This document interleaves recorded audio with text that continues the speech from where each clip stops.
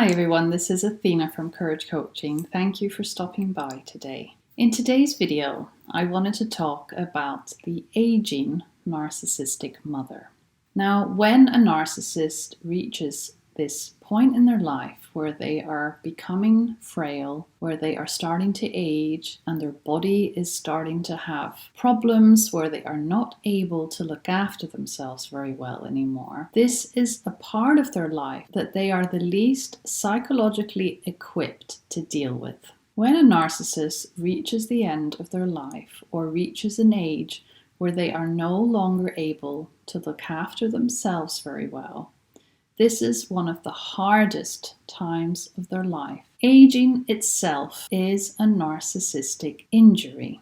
Aging brings a loss of control and increased vulnerability. And both of these things are things that a narcissist cannot handle. So in this case, a narcissist will ramp up his or her defenses because they cannot handle this loss of control. Now, if you have a parent who is narcissistic, who has been abusive, neglectful, and highly critical towards you most of your life, they are going to be so much worse when they are aging because of the reasons I just mentioned. Now, if we talk about a narcissistic mother, please do not feel pressured by cultural expectations that you have to look after your mother because she looked after you. You have a different kind of mother. You don't have a nurturing, loving mother that was always there for you.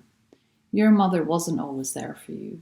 So you as an adult have every right to say to your mother that I am not able to care for you. You as a daughter or a son of a mother like this have every right to put your own well-being first. If mum was critical, abusive, neglectful, the cultural expectations do not apply to you. When we have elderly parents, we always feel that we have to look after them. We always feel that this is the right thing to do, and that if we don't, we will feel immense guilt for not doing this. And the guilt is mostly because of this cultural expectation, of this societal expectation, but it's also there because the parent will make you feel guilty for not catering to their needs. Now, guilt is a very unpleasant feeling, but do not let that guilt demand of you what you cannot give. Do not let that guilt force you into caring for your elderly parent to the point where you become burnt out and frustrated and you are no longer able to look after your own emotional needs well enough. Your emotional needs come first. Your life comes first. The people in your life come first. Your partner, your friends, people that lift you up, people that are caring, people that accept you, people that you share a two-way relationship with where there is give and take. Don't feel that you have to give up everything to look after your elderly parent. And if you do choose to help your elderly parent, please make sure that you are the one in charge, not them, because otherwise you are just going to follow the same pattern of behavior that you have always followed in your life so far with this parent. You will constantly run around trying to please this parent. And believe me, if you could never please them in your childhood and in your life so far, now that they are aging, you are not going to be able to please them. They are going to be more demanding and nothing you do will ever be enough. Nothing you do will ever be good enough. So don't put that pressure on yourself. Everything that you have known so far with your narcissistic parent will be worse. It's very important when you have an aging narcissistic parent to be proactive in the things that you do decide to do rather than reactive. Of course, you will feel like reacting in the many instances that your parent puts you down or complains or guilt trips you, but you can tell your parent that you are the one in charge now and that they need you. And if they want help, they better be nice to you because you can abandon them in any moment. You can say to them, I will no longer help you if you talk to me this way. You will be on your own. You are the one in charge. Otherwise, you have the option of walking away. And even if you feel guilty, don't let that guilt make you feel like you have to.